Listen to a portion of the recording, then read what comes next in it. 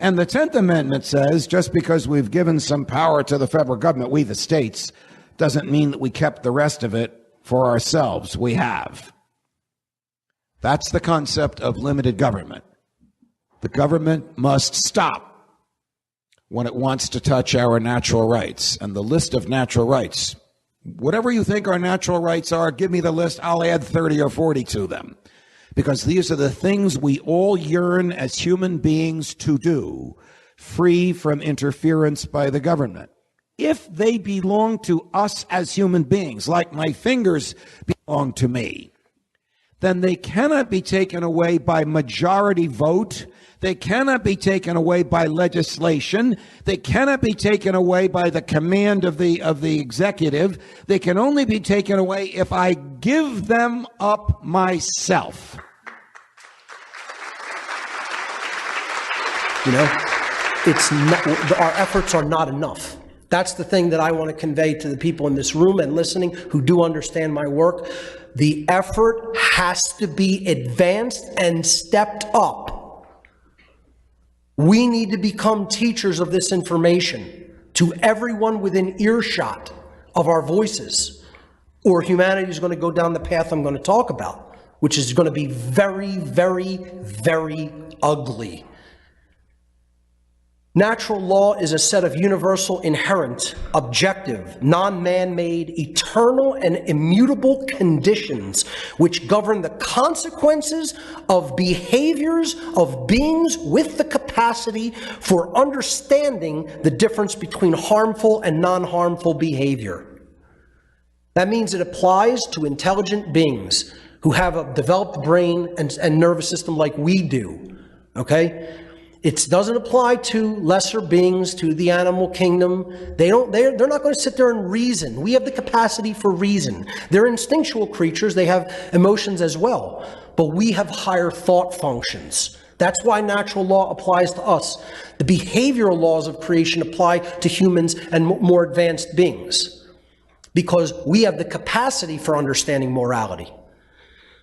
A worldwide common sense understanding of true objective morality and the laws that govern behavioral consequence is the only true solution to the current human condition of slavery.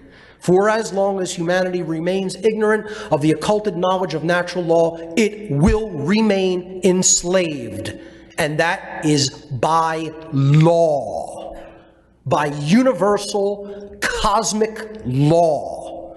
By no laws of man will remain enslaved. It will be enslaved by the laws of creation.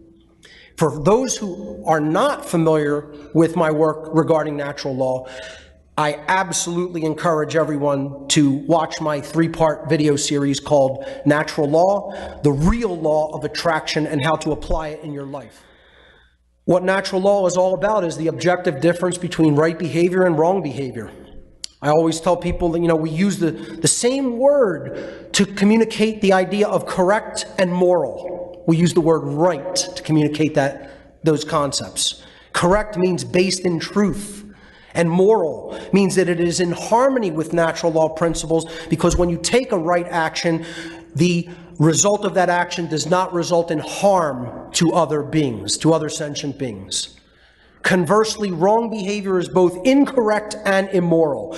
Incorrect meaning it is not based in truth, and immoral meaning it is in opposition to natural law, because when we take wrong behaviors, someone is harmed as a result of that behavior, of that behavioral choice.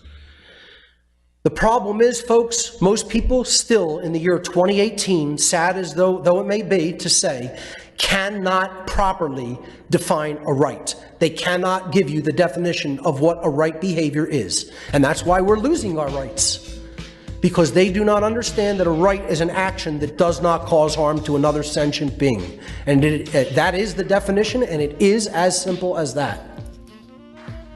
I can give them up myself by robbing a bank. I rob a bank, I violate the natural rights of the depositors of the bank. I can then be prosecuted and have my freedom of movement taken away. So I have surrendered my natural rights when I gambled that I could get away with that loot from the bank.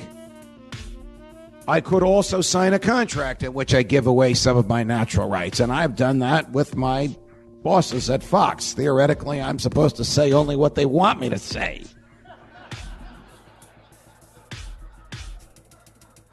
In return, they send me a check every week.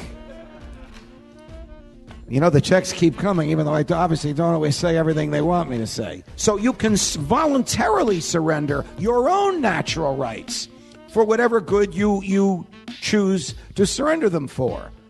But you can't surrender somebody else's natural rights, because natural rights are owned by individuals, by persons, not collectively, not by groups, not by the government, but by individuals. That is at least the theory of the Declaration of Independence and the theory of the Constitution, and was at least the theory of the framers, the founding generation of the United States of America.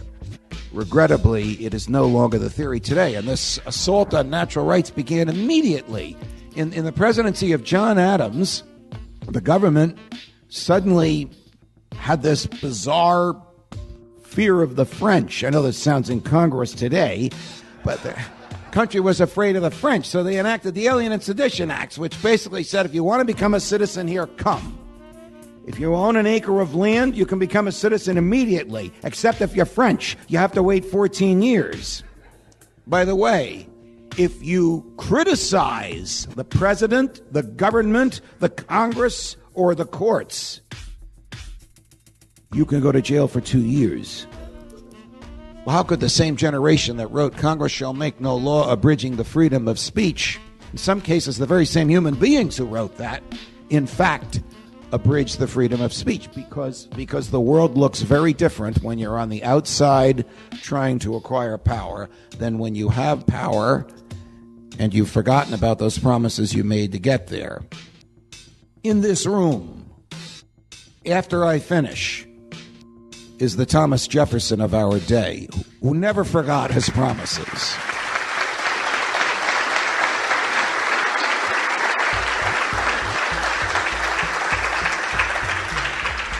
Sadly, an exception, because today the government tramples natural rights.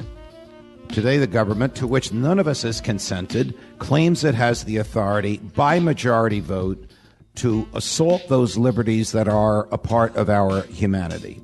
You don't have to believe in a traditional true-line God, as I do, in order to accept this. You don't have to believe in any God in order to accept this. If you believe that humanity is the highest and best virtuous good on the planet, then you believe that humanity, each human being, is the source of his or her own rights. If you believe, as Jefferson and Aquinas and I, that we are creatures of an all-knowing, all-loving God who made us in his image and likeness, and as he is perfectly free, we are perfectly free, and our rights come directly from him. In either way, the rights are ours. The same result is going to happen, and it doesn't make a difference why the person was in the situation. It's a result that is invariable, because that's what a law is. A law is a binding condition that is inherent to creation, and it's also immutable, meaning that it can't be changed. It's always in effect. And it doesn't make a difference if one understands that it's in effect or not. It doesn't make a difference whether one likes the fact that it's in effect or not. It's in effect, and it has a binding effect upon one's circumstances. That's why it's called a law. That's why it's not called a suggestion or a preference or, a happenstance. Okay? It's a law. And we tend to accept, many of us, or most of us, I should say, tend to accept that there are physical laws in creation that are operating, that are immutable, that govern all the laws of, let's say, mechanics, dynamics, meaning motion, thermodynamics, energy, etc. These laws govern everything from the movement of the subatomic particles up to the movement of physical objects in our everyday life, up to the movement of planets and stars. And we accept that they're governed by immutable laws that we can learn, we can observe, we can discover them, observe them, and understand how they work, and even come up with models mathematically for how they function. And then we're in a better position to be able to predict what will happen in certain physical situations. That most people readily accept, you know. But when it comes to us, when it comes to human beings and our choices that come from the mind, okay, that ultimately generate the reality that we're collectively experiencing here on the earth. Many people do not want to accept that those choices, those fundamental free will decisions that are made by mental processes by human beings are also governed by law. So in other words, I'm also not saying that we don't have free will. We do have free will to choose our behaviors. What I am saying is we don't have free will to choose our behaviors without consequence. There is always a consequence to the behaviors that we choose in life. And the consequential dynamic, okay, that is being brought to us by creation itself, the intelligent organizing principles that are inherent to creation, okay, that is consciousness. You know, I'm saying that the universe is a conscious entity, and that force, you don't even have to look at it as an entity. I look at it as almost like an impersonal force, but of total intelligence. And it is the governing dynamic that is bringing to us the consequences of our free will decisions. So we have both free will, and then there is a deterministic component to creation. And that's what natural law is. It is that deterministic component that acts as the boundary conditions or the governing dynamic for free will. So in other words, there is a limit to free will. Okay, so people would say, well, then it's not free. Well, if you want to look at it like that, okay, but I don't look at it as the universe is punishing us or is putting us in a prison where we can't just do anything. The boundary conditions that I refer to as natural law are here to promote our best evolutionary development. They're not here to put us in a cage or a prison cell. They're here to guide us and to keep us on the right track so that we can actually go forward and evolve at the in the most efficient way. That's what natural law is. So I give the soundbite definition, or what you could call the working definition, that natural law is the universal, non-man-made, binding and immutable conditions that govern the consequences of behavior. It is a body of universal spiritual laws which act as the governing dynamics for consciousness. That's what natural law ultimately is. This is the new tactic. It's dissuading instead of actually trying to physically hold the information back from people. And that's where people are at when it comes to this knowledge of the occult and natural law. They don't really understand what either one of those things are. They have their own connotative ideas floating around in their mind about what occultism entails. And they have their own connotative definition about what natural law means, instead of really actually looking into either one of these topics. They hear the word, and they hear what they've been told about what those words mean, that the words or phrases, occulted knowledge or natural law, and they have this emotional reaction to it, and it says, well, I already know, somebody told me this is what this is about, and I already know that I don't need to understand that, or there's nothing to that, or that's bad and I shouldn't look into that. They don't actually really know what it is. They don't know what occult information or occulted knowledge is, and they don't know really what natural law is. Okay, so really you could say that natural law has 10 overarching expressions or overarching dynamics that are part of it that are going to, we need to understand how they operate to understand these causal factors that are at work in our lives.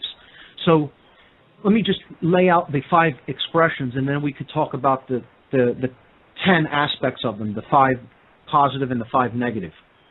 There's the generative polarity. This is what we use. It's the force that we choose to align ourselves with at the beginning of any creative process that is what we use to create what we're going to create.